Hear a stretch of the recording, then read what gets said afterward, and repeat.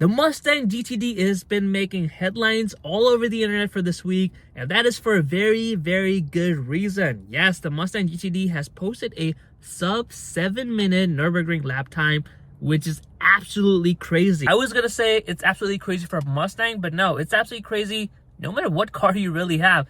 It's an insane time to be posted at that lap. Now, if you don't know much about lap time and how that track is kind of laid out, let's talk about it. There's only like 5 cars that are faster than that, and they're all way above the price range that the GTD will come in. I know we all said a Mustang being a $300,000 supercar, this doesn't sit right because we also see a Mustang EcoBoost starting from like $30,000. So we're going to talk about this lap time, what it means for Ford, what it means for the Mustang brand, and just everything in general with this Halo concept car that Mustang has produced, or the Ford has produced for the Mustang family. And I say family because I'm going to talk about it, and it's going to be very important because I can kind of sense where Ford is going with this whole direction of the Mustang family.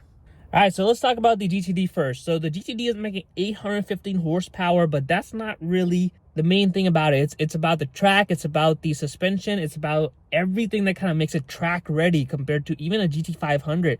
The GT500 uses a similar layout with the 5.2-liter supercharger making 760 horsepower, but it's going to be nowhere near as fast as the Mustang GTD because Mustang GTD has been basically tuned for track. It's not just the components where you can kind of buy all these parts.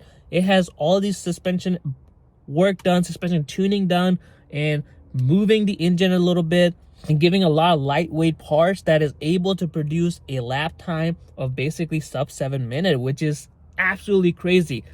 And before I continue this video, I want to kind of put things into perspective because if you don't know much about lap times, this Mustang GTD is faster than a Lamborghini Aventador, Ferrari 299 GTB. Those are supercars, if not hypercars. Those are insanely performance-driven car. Their price range is all over the place. They're starting like around $500,000-$600,000 if you can even get one. And the Mustang starts at $300,000, which I know is a lot for a Mustang. We've said this on the channel before, but it's producing times for cars that cost twice as much. Even the Sea Z06, that was a big deal, basically being a track-focused Corvette, is posting a time of 7 minutes and 10 seconds, and an Aventador is posting right around 7 minutes. So for Mustang to do a 6-minute and 57-second lap time is absolutely crazy. It is just absolutely crazy. The amount of work and the engineering basically that went behind this Mustang GTD project is insane. I really want to talk to an engineer to really get an in-depth idea of what really goes behind to be posting such an amazing time. Now, of course, that the Mustang GTD is not for your regular public. When I say that, I mean it's not even a Halo car. The GT500 would be a Halo car to get people into the dealership and get sold on a GT. But the GTD is just one of those cars you're just never going to see it. You're going to hear about it. You're going to know someone who has it and who brags about these lap times. You're never going to see it on the road. You're never going to see it at Cars and Coffee. You're never really going to even see it on the track because the consumables on that car is probably too expensive to actively track it. This is one of those cars that is just going to sit in the garage, whoever has the allocation, because it is very limited allocation to be even able to get this car. But if you do happen to get the allocation, you're probably not daily driving it. You're probably not even driving it in the summer. You're probably not even driving on the weekends. This is a car that's going to sit in your garage, and you're just going to brag about how fast it can do, Nurburgring timing, compared to a Lamborghini, compared to a Ferrari, compared to even some of the Porsches that are on the list. To me, there's nothing wrong with it. If you have a car that is just capable of such times, you probably want to preserve the miles. You probably want to, have it as a collector's item. You don't want to be daily driving that car. I'm sure there's going to be some YouTuber out there who's going to be doing that just for the views, but most people who are going to buy a car like that are probably going to just keep it in the garage. Now let's talk about what it means for the Mustang family, which I think is very important as to what Ford is doing. So we have the Mustang Mach-E, we have the S650 Mustang, and we have seen rumors of even the 4-door Mustang. And now we have the GTD, which is like up here. So if you have the GTD up top, you got a dark horse, we're probably going to have a Shelby somewhere here, and maybe a 4-door Mustang. Ford is doing all of that, I feel like, to have Mustang be in its own brand. And that's been pretty evident when basically they launched the Mustang Mach-E. As enthusiasts, we hated it because we didn't want an electric SUV. Forget the gas engine SUV. It was straight electric two things that Mustang are known for, you know, they're having a gas engine and then being a Cooper convertible. Ford went against both things, and they basically introduced the Mach-E, which was an SUV and electric, only to battle Tesla and beat its own game. And that has been more or less successful, because I see a lot of people talk about Mustang Mach-E and they probably wouldn't pick a Ford SUV that's electric, that's, I don't know, called Escape or Explorer, over Tesla. Now, if you're talking about Tesla versus Mustang Mach-E, then it becomes a brand thing where it's like Tesla versus a Mustang as opposed to Tesla versus Ford. Mustang has just been one of those brands that is just so iconic and it just sells. So it makes sense why Ford decided to name their SUV a Mustang Mach-E. Similar thing I feel like is happening with the Tesla Model 3. And with the GTD being the top dog for the Mustang lineup, we have the dark horse. We're probably going to get a Shelby in a year or two that's going to sit between the GTD and the dark horse. Or maybe we won't even have the dark horse. We're definitely going to have a sedan version of the Mustang. And here's why it's important. Tesla Model 3 is one of the best-selling sedans that you can buy right now. And for a very good reason. It's practical, it's electric, it makes pretty good power, it is pretty fast. Would I own one?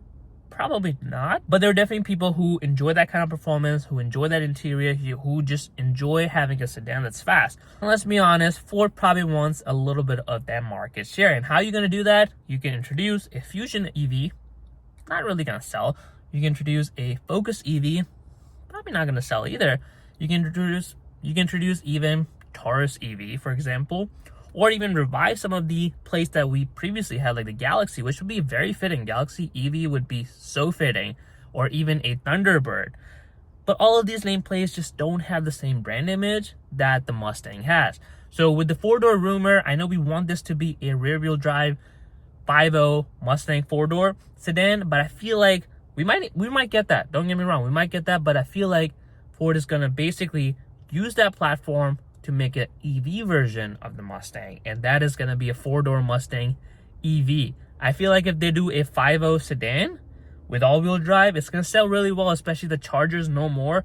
There is a gap in the market where Ford can fill it by having a four-door Mustang sedan with the V8. But I feel like from a business standpoint, it's going to make them a lot more money if they go for the Tesla Model 3 and basically have a sedan that has a Mustang name, aggressive styling, and basically have the EV motor. Would I want that? Probably not. I would prefer a Mustang sedan to have the 5.0 and, you know, maybe all-wheel drive or even just a rear-wheel drive version would be good.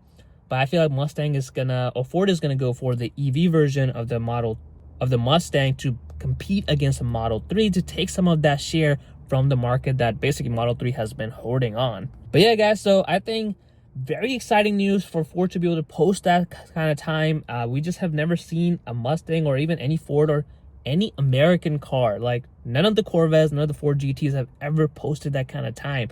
So it is completely insane, and I feel like it's just positioning Ford as a Mustang family where we're going to have all sorts of Mustangs. If you want a Mustang, you can get an SUV, you can get a four-door sedan, you can get a coupe, you can get a convertible, or you have money, you get a supercar level of Mustang. So that to me is good because it allows the more brand to kind of catch on, and the Mustang is already an iconic brand, and it also allows Ford to kind of divide up the cost between different models, which hopefully will reduce the pricing, because right now even the coupe Mustang has gotten so much more expensive than the S550 without much to really offer.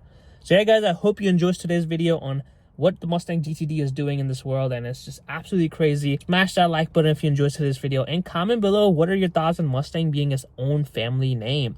And of course, subscribe to Red 50 for more videos.